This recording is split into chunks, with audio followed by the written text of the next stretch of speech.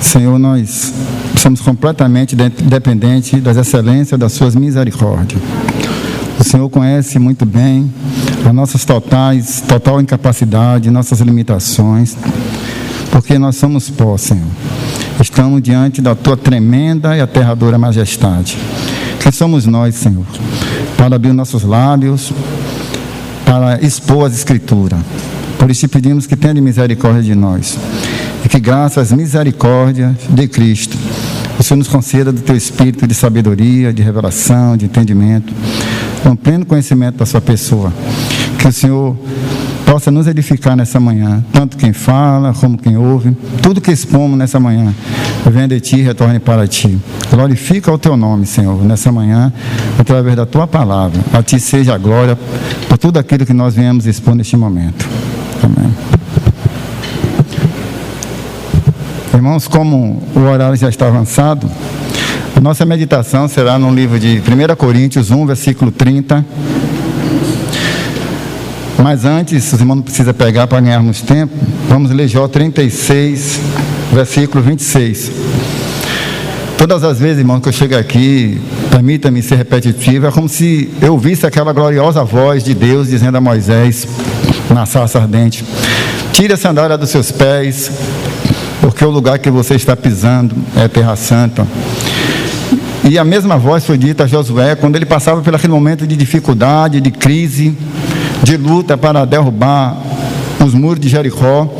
Eis que subitamente lhe apareceu uma gloriosa pessoa, e tendo Josué se assustado com aquela presença imediata, ele perguntou: és tu um dos nossos ou um dos nossos inimigos? E a palavra celestial que lhe foi dirigida foi a mesma que foi dirigida a Moisés. A mesma pessoa apareceu e disse para ele, e ele perguntou: tu és um dos nossos ou um dos nossos inimigos? A resposta daquele anjo foi: eis que eu sou o príncipe do exército do Senhor. Tire a sandália dos seus pés, porque o lugar em que você está é terra santa. Então, irmão, podemos assim dizer que esse lugar é santo, porque o Senhor está aqui. Estamos diante da majestade de Deus, somos completamente incapacitados para expor a palavra da verdade do Evangelho, que Paulo diz que é o Evangelho da verdade, que é o Evangelho da nossa salvação. E depois que nós, tendo crido, nós somos selados com o selo da promessa. Que versículo extraordinário, irmão. A sua mente, a minha mente, a mente de qualquer um dos santos que já esteve nesse mundo, creio que ao expressar um versículo tão elevado e exaltado como esse, sentiu a sua incapacidade. Deus selava você e a mim com um selo. Que coisa extraordinária. Deus autenticou em nós, irmãos, a sua marca. E essa marca custou um preço muito elevado. Para que Deus pudesse fazer isso, foi necessário que o seu filho passasse por aquele sofrimento tão terrível, passasse pela morte agonizante da cruz, porque de outro modo nós não poderíamos ser dele. Amém? Vamos ler aqui o versículo de Jó. Eis que Deus é grande e não podemos compreendê-lo, o número dos seus anos não se pode calcular. Eis que Deus é grande e não podemos compreendê-lo. Como podemos compreender, irmão, sendo nós quem somos, um Deus tão grande como esse? Eis que Deus é tão grande e nós não podemos compreender. A mente humana não tem como compreender a grandeza de Deus Pai, Deus Filho, Deus Espírito Santo. Como é que você pode compreender a grandeza de Deus e o número dos seus anos não se pode calcular?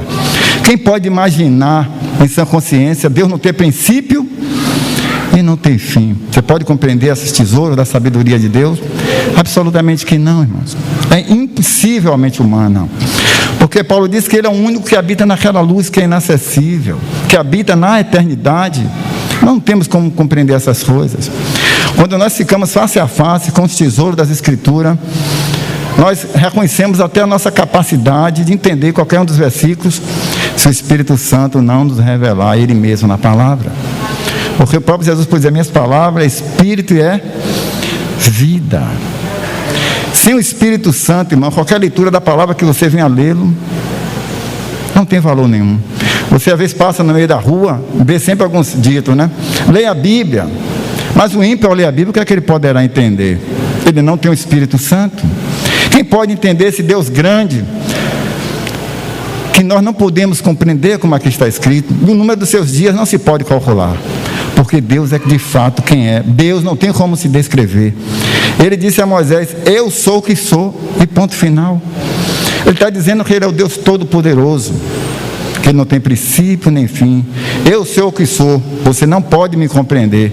E você só pode ter algum conhecimento de Deus, irmãos, da maneira de Deus, é através do seu Filho Jesus Cristo. É nele está toda a plenitude da divindade. Deus só pode ser revelado à sua maneira. Deus não tem 2, 3, 4, 5 maneiras de ser conhecido, absolutamente não. Uma só, que é seu Filho. Quando Deus disse: todos me conhecerão, desde o maior até o menor. Como é que você pode conhecer a Deus com a sua mente caída? Eu com minha mente caída? É impossível. Só podemos conhecer a grandeza desse grande Deus quando Ele se revela para nós. E graças a Deus Ele pôde fazer isso muito bem, dentro das excelências da sua sabedoria, que foi em seu Filho Jesus Cristo. Então eu gostaria de chamar a sua atenção, irmãos, para esses eloquentes versículos da palavra de Deus, que está em 1 Coríntios 1,30. 1 Coríntios 1,30. Costumamos ouvir os irmãos falar, ler esses versículos, nós com nossos ouvidos maravilhados e espantados, com uma declaração tão gloriosas, que aqui está diante dos nossos olhos. Aqui são 4 títulos de honra, irmãos, que é atribuído a Cristo. 4 títulos das suas excelências, do seu caráter, da sua pessoa. Aqui não é outra coisa senão a santidade de Cristo. Quando Paulo diz: mas vós sois dele em Cristo Jesus, o qual se nos tornou da parte de Deus. O que foi que ele se tornou da parte de Deus? Sabedoria, justiça, santificação e redenção. Cristo aqui é adornado, irmão, ele é apresentado a Deus. Deus apresenta seu Filho de maneira, exibe neste mundo de maneira extraordinária. Mas antes Paulo diz: mas vós sois dele em Cristo Jesus. Você observa que mais vós sois dele. Mas para que nós pudéssemos ser de Deus, algo Deus teve que fazer, para que ele retornasse da parte de Deus a nossa sabedoria. E se você ver o versículo 23, no capítulo 1, Paulo vai dizer aqui: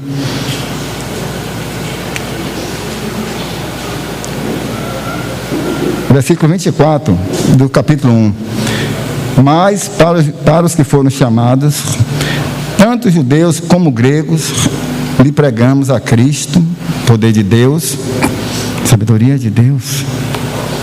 O que é essa cruz de Cristo, irmão? Foi que Deus exibiu de maneira espantosa e assombrosa a sua sabedoria. Quem mais poderia projetar algo tão magnífico, tão extraordinário, tão indizível, a morte para um próprio filho? Aqui Paulo está se gloriando na cruz. Como ele diz no capítulo 6, versículo 14 de Gálatas: longe esteja de me gloriar, a não ser na cruz de Cristo, pelo qual o mundo está crucificado para mim e eu para o mundo. Essa é a sabedoria de Deus. De que nós nos gloriamos? Qual é a nossa própria glória, irmão? O Rei da Glória morreu para a nossa própria glória, para que nós pudéssemos usufruir dos tesouros dessa glória de Deus, dessas insondáveis riquezas de Cristo. Aqui está diante de nossos olhos as insondáveis riquezas da sua graça, pela sua misericórdia para conosco, em Cristo Jesus. Porque Deus não se revela de outra maneira a não ser em seu Filho. Deus entesourou todos esses 4 títulos de honra em Cristo, para que esses títulos de honra de Cristo pudessem ser nossos. Porque se ele não fosse a nossa justiça, como poderíamos ser justificados? Se ele não se tornasse a sabedoria do Pai, como poderíamos ter algum conhecimento de Cristo? Como poderia ter conhecimento de Deus? Um Deus que é tão grande que nós não podemos compreendê-lo. Sabedoria, justiça, santificação e redenção. E Paulo diz aqui: mas vós sois dele, em Cristo Jesus. Porque nós não seríamos, irmãos, de Deus em Cristo Jesus. Mas vale a pena salientar aos irmãos que foi o próprio Deus que providenciou um meio de nos achegarmos até Ele. Esse é o caminho de Deus, a sabedoria infinita de Deus. Quem pode descrever os terrores que Cristo, do sofrimento que Cristo teve que passar, o alto e elevadíssimo preço que Cristo teve que pagar por nós, como o próprio Pedro pôde dizer na sua primeira carta, que não foi com coisas corruptíveis, como ouro, prata, ou qualquer outro tesouro perecível desse mundo, que vós foste livre e liberto da vossa vã maneira de viver. Ele fala pelo precioso sangue, como de um cordeiro imaculado, o Filho de Deus. O alto preço teve que ser pago.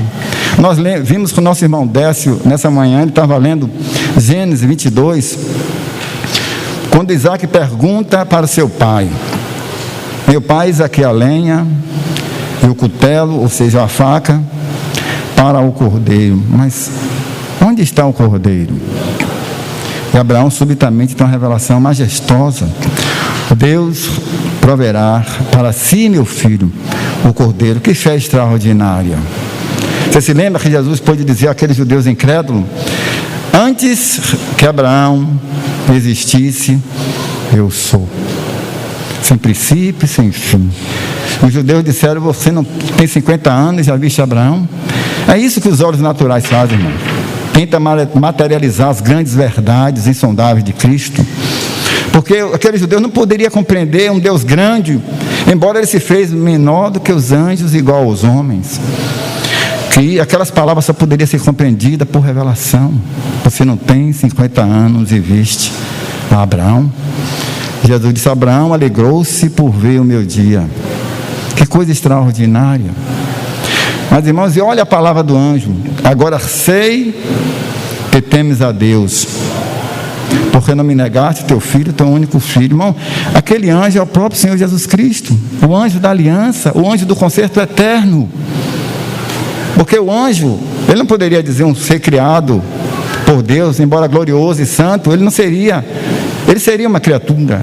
Ali não foi um anjo enviado por Deus qualquer, que evita na glória celestial, que assiste na presença de Deus. Mas aquele anjo foi o próprio Senhor Jesus. O anjo diz: agora eu sei, Abraão, que tu temes a Deus e não me negaste o teu filho, teu único filho. Deus compartilhou seus sentimentos com Abraão, irmão. Aquele pedido glorioso que Deus fez a Abraão, humanamente era impossível para o homem oferecer o seu filho, o seu único filho, que ele amava. Não foi isso que Deus fez na sua sabedoria? Quando ele nos deu tudo, nos deu seu filho. Deus não nos deve mais absolutamente nada, ele já nos deu tudo. Aquele que era rico se fez pobre, para que pudesse, através da sua pobreza, nos enriquecer com seus tesouros. Por que ele pôde fazer isso? Porque ele era Deus. Aqui é a sabedoria de Deus em sua essência. A cruz de Cristo, irmãos, é o centro da mensagem cristã, é a alma, é o espírito, é o coração da mensagem cristã. Porque sem a cruz de Cristo não é evangelho. Sem a cruz de Cristo, sem a pregação da cruz de Cristo, todos nós estaríamos perdidos. Porque Paulo está dizendo aqui que ele prega Cristo crucificado. Poder de Deus e sabedoria de Deus. Aqui está o evangelho na sua sabedoria e na sua essência. Nós pregamos a Cristo crucificado. E no capítulo 2 ele pode dizer: nada desejei saber entre vós, senão Jesus Cristo e esse crucificado. Por quê? É pela cruz que nós somos salvos, irmãos. Foi pela cruz que nós fomos libertos desse mundo. Foi pela cruz que Cristo nos comprou com sangue, com seu próprio sangue. É por meio da sabedoria de Deus é que nós nos achegamos ao próprio Deus.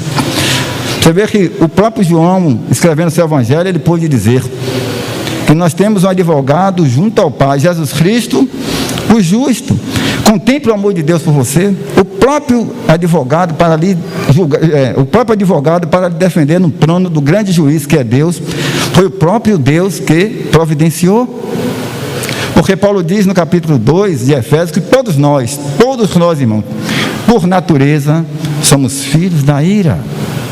Nascemos filhos da ira. Vivemos por quê filhos da ira? Porque nós nascemos pecadores. Só Deus poderia providenciar um meio de salvação e redenção. Que salvação gloriosa, irmãos. Que salvação gloriosa, que Salvador glorioso e extraordinário.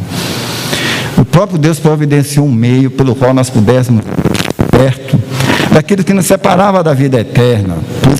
Mas vós sois dele em Cristo Jesus, o qual se nos tornou da parte de Deus sabedoria, justiça, santificação e redenção. Justiça. Deus é um Deus justo, irmão. A Bíblia diz que Deus é justo e ama a justiça. Nós não podemos nos achegar à presença de Deus se nós não formos justificados. Como é que você pode ser justificado diante da majestade de Deus 3 vezes santo? por meio do sacrifício de Jesus Cristo, o justo. A justiça de Cristo é imputada a você diante do trono de Deus. Ninguém pode se chegar diante da majestade de Deus por si mesmo. Porque Davi, no Salmo 143, versículo 2, ele diz o seguinte: não entre, ó Senhor, não entre em juízo contra o teu servo, porque aos teus olhos não há justo nenhum sequer. Que pedido extraordinário, irmão. Senhor, não entre em juízo contra o teu servo, porque aos teus olhos não há justo nenhum ser vivente. E Deus, irmãos, para não entrar em juízo contra você e contra mim, Ele entrou em juízo contra o seu filho. Você vê a maneira com que Deus nos liberta? Não entrou em juízo contra nós, não imputou a nós as nossas iniquidades, mas Ele imputou a seu Filho, Jesus Cristo, justiça nossa. É a sabedoria imutável de Deus. A sua mente, irmãos, a mente humana não tem como capacidade de descrever a obra da redenção. É uma obra completa. Veja quando Jesus morre naquela cruz e eles o sepultam e colocam em um túmulo. Você já pode imaginar que tipo de cena? Como deve ter sido difícil para Deus encarar tudo isso por nossa causa? Imagine a cena, irmão, um imortal morrendo. Quem pode descrever essa sabedoria de Deus? E aqui está dizendo, esse que Deus é grande, nós não podemos compreendê-lo. Ninguém pode compreender a maneira com que Deus, irmãos, nos tirou das trevas para a sua maravilhosa luz. Quem pode descrever os tesouros da sabedoria de Deus? Está além da nossa capacidade. Citamos Paulo ou Isaías 40, o apóstolo Paulo em Romanos 11, 33 a 36. Quão insondáveis são os seus juízos. Você não tem como sondar essas coisas. É impossível a sonda humana e sondar a sonda eterna. Completamente impossível. Ninguém pode fazer isso porque é insondáveis o seu juízo, que é isso, é sabedoria de Deus. A maneira com que Deus vê e julga todas as coisas. Mas Deus fez tudo isso para a sua própria glória. Ele nos deu tudo que nós necessitávamos, irmão. Ele nos deu Ele mesmo, seu Filho. Eu vou ler aqui um versículo que eu acho extraordinário. No livro de Abacuque, capítulo 1, versículo 13. Abacuque 1, versículo 13.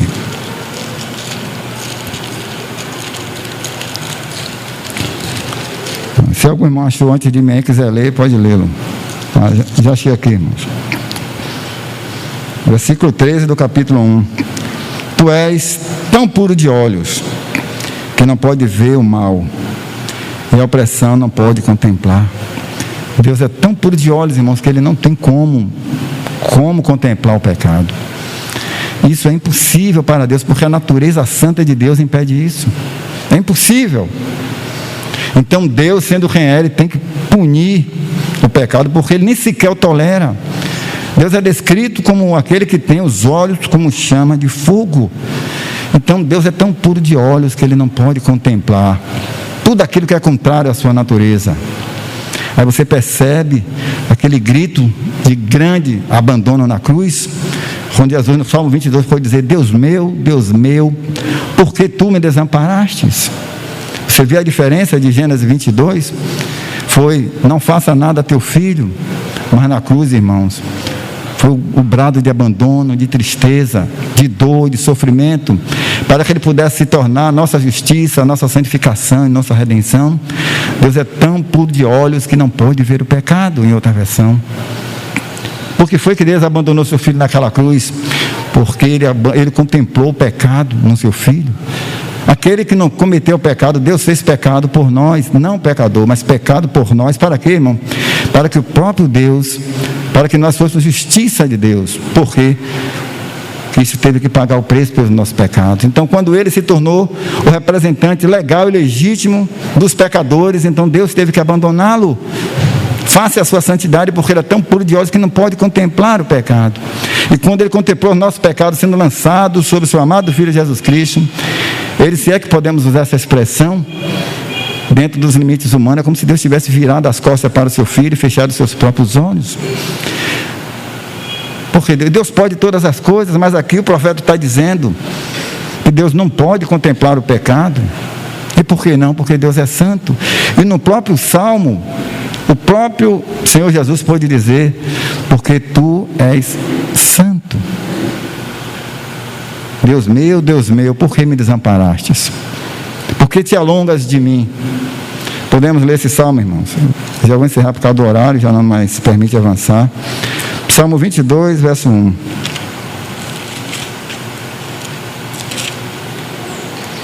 Deus meu, por que me desamparastes? Por que se acha tão longe de mim, da minha salvação? Por que se... Não, peraí. Deus meu, por que me desamparastes? Por que se acha longe de minha salvação? As palavras do meu bramido. Deus meu, clamo de dia e não me respondes, também de noite. Porém, não tenho sossego, contudo, tu és santo. É verdade, irmãos, que quanto à sua natureza humana, Deus, de fato e de verdade, abandonou seu Filho naquela cruz. Por quê? Porque Ele é santo. Ele é tão puro de olhos que não pode contemplar o pecado. Mas quanto à sua natureza divina, Paulo pôde dizer: Deus estava em Cristo, reconciliando consigo o mundo, e não imputando aos homens os seus pecados. Porque Cristo, quando se encarnou, irmão, Ele tornou-se uma coisa que Ele nunca tinha sido antes.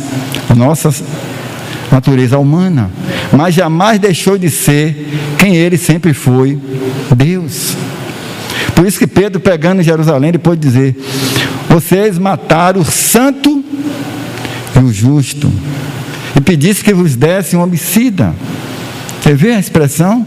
Vocês mataram o santo e o justo, mataram o príncipe da vida, a quem Deus ressuscitou dentre os mortos. Que coisa extraordinária. Pedro está dizendo: vocês mataram o imortal. Vocês mataram aquele que é a justiça de Deus, que é a sabedoria de Deus. Vocês o mataram. Vamos ler, irmãos, para não ficar nas minhas palavras. Atos capítulo 3. Porque a morte de Cristo naquela cruz, irmão, não foi um acidente. Foi obra de Deus. Foi a obra perfeita, extraordinária de Deus. Foi a sabedoria de Deus.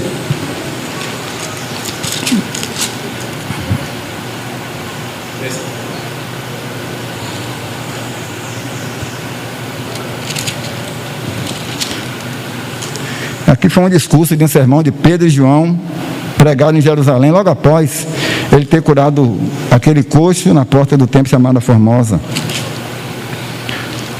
Versículo 15, Pedro diz o seguinte: o Deus de Abraão, de Isaque e de Jacó, o Deus de nossos pais, glorificou seu servo Jesus Cristo, glorificou pela ressurreição, pela sua ascensão e entronização da direita de Deus Todo-Poderoso.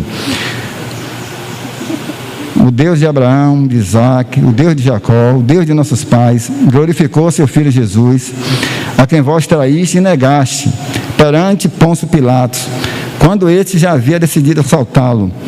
Veja o que Pedro vai dizer no versículo 16: vós, porém, negaste o santo e o justo, e pedisse que vos concedesse um homicida. De fato, mataste o autor da vida.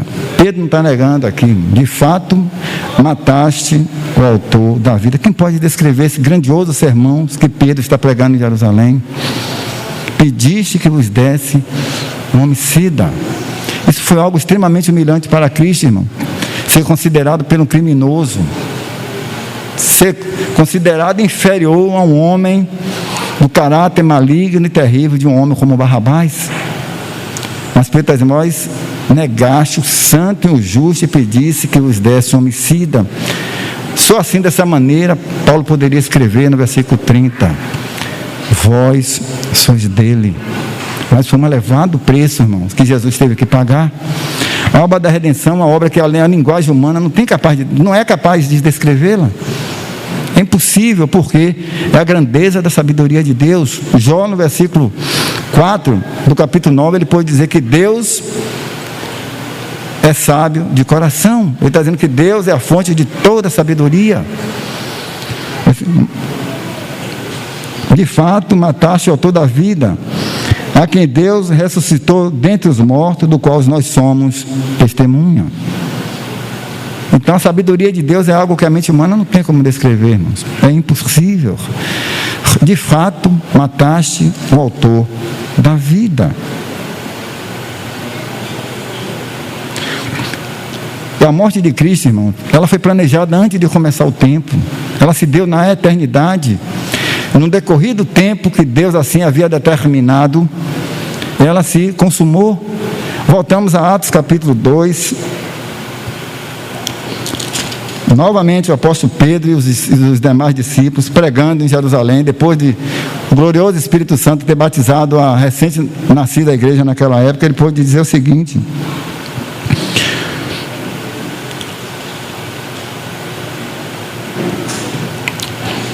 versículo 22, varões israelitas, atentai a estas minhas palavras. Jesus, o Nazareno, varão aprovado por Deus, diante de vós, com milagres, prodígios e sinais, os quais o próprio Deus realizou por intermédio dele, entre vós, como vós mesmos sabeis.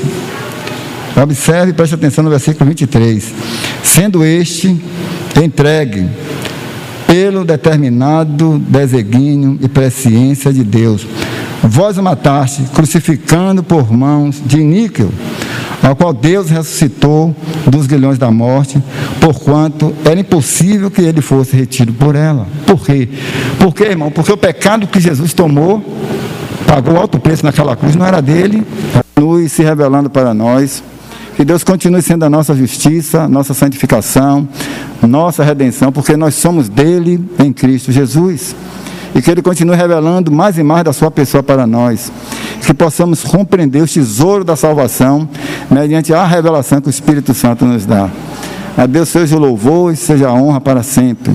Finalizo com o que Paulo pôde dizer aos Tessalonicenses: se de alguma outra maneira vós pensais, o próprio Deus vos revelará. Amém?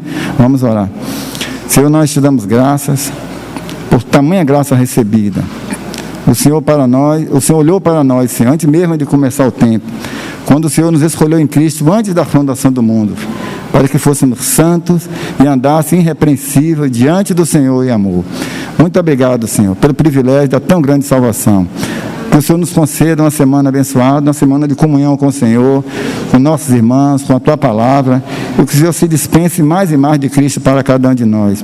Que assim possamos ser cheios, completamente cheios, da pessoa bendita do Seu Filho amado Jesus Cristo, o qual nós agradecemos por ter se tornado sabedoria, justiça e santificação, para que assim pudéssemos, Senhor, nos tornar Teus filhos em Cristo Jesus. Amém. Que o Senhor vos abençoe, irmãos. Que Deus continue acrescentando mais e mais da sua pessoa no vosso espírito. Amém?